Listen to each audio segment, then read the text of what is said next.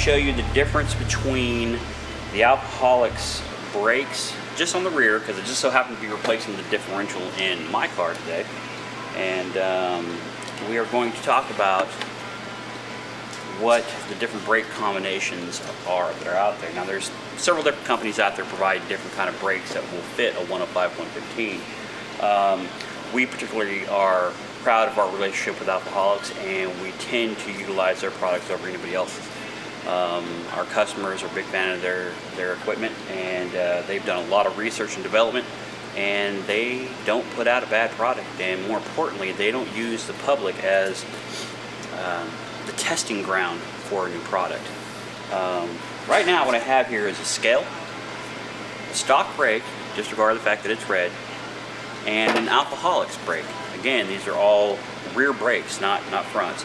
I removed the pads as to not have that part of the actual weight value. Okay, so the scale's zeroed out, putting on the stock brake, and a stock brake weighs 5.5 pounds. So if you think about it, that's 11 pounds to the rear end for left and right. Now I'm going to put on the Alcoholics brake on the scale, see where we're at there. The Alcoholics brakes is 2.5 pounds. So that's 5 pounds to the rear. So if you're a competitive driver and you're looking for a little extra edge on getting your speeds down, this may very well be a good benefit for you. As skilled drivers on the track become more acute to what their car's characteristics are, they tend to start focusing on shaving weight. And as you find more and more convenient places to remove that weight, sometimes the harder locations to find weight to save on tend to be more expensive to do. This is a relatively inexpensive way of cutting 5+ pounds out of the weight of your vehicle. And we're going to talk more about that as we install these on the rear end of the vehicle. Okay, and we're back. What we've done so far is we've changed out the stock brakes in the rear for the much lighter, good grip power Alcoholics system. Now I have to probably reiterate here that using these brakes is not a necessity. They are significantly better than the factory rears, but if your motivation just to have a trick street car, probably a good idea. But if your car is running fairly stock and you're not having a whole lot of horsepower being put to the ground outside of what the car came with, then this may or may not be something that you would want to invest in. But this isn't exactly what we're really talking about in the first place. It just happens to be a reference point in what we're doing here. My car is a fairly upgraded performance-wise 67 step nose, and I have a fairly hot 2-liter in it, an aggressive ignition system, and quite a bit of power over what was originally in this car being a 1600. But the rear end is a stock 1600 rear end. Now the original 1600 series cars like this didn't have limited slip differentials. The limited slip differentials didn't come out to the 70s, and that's what this is. Now there's something kind of take note of. If you're electing to change the differential in your car to a limited slip style unit, there are technically 3 different units out there right now that you would want to pay attention to. There is the 456, which is probably the most common, and but that is a good street differential. It's a good track differential. But if you do a lot of highway driving, you're probably going to get a little annoyed with it because it has an exceptionally high RPM that it puts the motor through. So put thought to that. The other one that is most common in the States is a 410. Now the 410 is not your best friend on the street or on the racetrack, but it is really good on the street because you get all the limited slip benefits, but you also get the lower RPMs on the highway, and that is a real plus. Again, if you do a lot of highway driving, that is something you need to be cautious of. But there is a lesser known but in my opinion, a more desirable option, and that would be the 430 rear end. 430 rear end was a European offering only. It is believed that that was only offered in the early 70s for the Berlina and vehicles like that. Those differentials are very hard to come by, but if you are able to get your hands on it, it's the best of both worlds. It's reasonable for track experience, but it's really good on the highway, and the RPM range is kind of somewhere in between both the 456 and the 410. This particular unit is a 430 that I've been sitting on for probably 10 years. I'm finally getting around to put it in my car. And for those of you that don't know, the easiest way for you to identify whether you're looking at a limited slip rear end or not is right here on the bottom of the casting, right where the sump pan is. Right behind it, there is basically the capital A shape in the casting. If that capital A shape is in the casting, that is a limited slip rear end. If you don't see that, then you need to play the assumption that that particular vehicle doesn't have a limited slip internally. It doesn't mean it doesn't, but it didn't come that way. So there are people who do change out the differentials in the 1600s and they put limited slips in them internally, but I'm of the nature I never take somebody's word for it unless they have documented proof to show that that is what is indeed a part of the car. Okay, so next we're going to be putting the rear end in. I don't recommend this as something that you do if you don't have a significant amount of tools and experience wrenching on cars. It's dangerous back there. You got a lot of unsprung weight, and if you're not cautious how you handle it, you can get hurt really bad. Okay, so now we're going to take the differential out, but in order for us to do that, we have to loosen up the 4 bolts at the end of the drive shaft, and also we need to make sure the car is out of gear, because if it's in gear, you're not going to be able to rotate the prop shaft back there, and you're not going to be able to get to the top bolts. Now that we're out of gear, I was underneath there, bad editing. Anyway, now that we're out of gear, we'll be able to rotate the shaft and be able to loosen up all 4 of the bolts. But what's critical here is when you put the new differential back in, you need to make sure that you torque all 4 bolts equally, not at one at a time, but move around on the rotation of the bolts so they all get snugged down equally. Because if the prop shaft comes loose back there, it's going to be one violent whip, and you don't want that to happen at 60 miles an hour.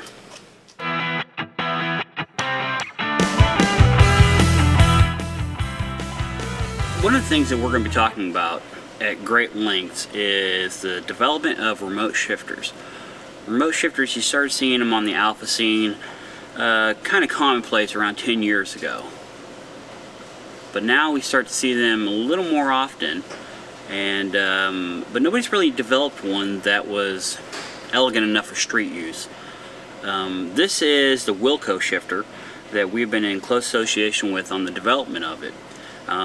This is a pretty impressive tool. The unit itself is dual adjustable. You have height adjustment with this setting here, and you have shift looseness, if you will, adjustment on the base. This is made out of hard anodized billet aluminum, and one of the unique features of this is how much it shortens the throw of the shifting action. We will talk more about that later on, but this is probably the first look you've seen of this shifter, and we will get it in better light so you can really see how it functions, and you can see how much the remote shifter has changed over the years. The nice thing about this particular unit is it is so unique that they were able to get a patent pending on it. The patent pending is based off the fact that it is dual adjustable. Adjustable on the throw and adjustable on the tension of shifting for a smoother or a looser or more accurate shifting, depending on how your style of shifting is. Okay, so we're down to the last 2 bolts on getting the drive shaft out. And don't lose these particular bolts. They are very specific to the drive shaft, and I wouldn't just use any old bolt to replace it if necessary. Some of your online providers carry them. I know you can buy them specifically from Centerline. I'm sure you can get them from Alfaholics and any of the other major internet-based Alfa Romeo part suppliers.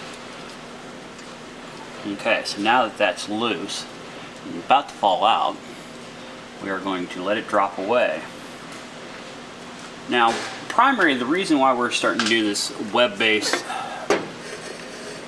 stuff is because we had a gentleman reach out to us from the Southwest, down in the Arizona, New Mexico area, and he wrote a rather personable letter, actually email, right? Anyway, and he explained that he started undertaking his own restoration on his car, and what inspired him to do it by himself was because of the content that we had made readily available on the internet. Well, our computers crashed some time ago, and a lot of the photos we had out there on the internet were wiped out. And quite frankly, I simply don't have the time to go and find out what all we put out on the internet and try to repost those pictures. And you know, I feel really bad about that. The other reason is we really don't have time to do these internet website discussion board things as much as we used to. Mostly because I have a tremendous commute in front of me every day. I commute on average about 5 hours a day. You heard that right, 5 hours a day. 2.5 here, 2.5 home. And obviously by the time I get home, the last thing in the world I'm going to do is get on the internet and talk shop. So we never wanted to give the impression that we weren't approachable, that we weren't willing to share, but it's obvious that we can't work all day and then do that at night, or even worse, host those kind of questions during the workday. So I feel like this is probably a very viable way to share with what we do with a lot of people. Granted, a lot of this stuff is, you know, kids play to some of you out there, but for some of you, this is the first time you've seen this done in a video format. So by all means, what we do is not the etched in stone way to do it, but it is the way we do it. And so abstract from it what you can that works for you, but by all means, be safe. Upgrade your car if you wish, and make sure that you're using quality parts when you do it. I've had an enormous amount of cars come through here that had probably the hokiest of parts put on them, generally unsafe, and you would often be amazed at how these people even drove these things. We've had cars come in here that the rocker assembly or sills were completely gone on them, and they were held together with rivets and angle iron. We've had cars come in here that the motor mounts were literally 4x4s, you know, chunks of wood wedged in there. So the point is, there were lots of great equipment out there. 15 years ago, you were really limited on where you could get parts. Now you have a plethora of people out there who can provide you quality aftermarket parts. And it's really up to you as to whom you would use. But I tell you what, 15 years ago, you would get a Schenkel catalog, and everything was based off of phone calls, and you would get your parts, and it would be a very slow process to upgrade your car. Now you have just a tremendous amount of resources out there. You have lots of good information out there on the internet, but you also have a lot of bad information out there on the internet. So if you're going to tackle some of the stuff at home, do your homework, know what it is that you want to do, therefore you don't buy parts twice. That's your tech tip of the day. Okay, so now we're going to take the primary brake line feed off of the differential. Okay, if you notice, I have a hose clamp here. I switched over to the Goodrich stainless steel brake setups because it really does make a big difference on the brake feedback that you get. But anyhow, so I have the line pinched off. Okay, so I'm going to have a minimal amount of loss. Don't lose the copper washer. bring that back. Remember, brake fluid is somewhat corrosive. Don't let it get on stuff that's freshly painted. Okay, so now we are free. All I have to do is remove the locking bolt and nut from the trunnion and remove the pins from below, and this differential is ready to come out. And this is one of my favorite tools in my box. Is a Snap-on XT7100, one ill-mannered impact wrench. But nut's gonna come off. This is the one monster that's gonna take it off. We're gonna take off the trunnion bolt. The trunnion bolt is not exactly always easy to get off. It's been exposed to the elements for 30, 40 years. The threads are usually mucked up. Do yourself a favor, lube them a little bit with some WD-40, something that can break up the crud on the threads, and sit around for a little while. Let it do its job. Come back an hour, two, maybe the next day, and start to do your jobs then. The more you lubricate these nuts and bolts and let them get penetrated with those fluids, the easier they are to come out.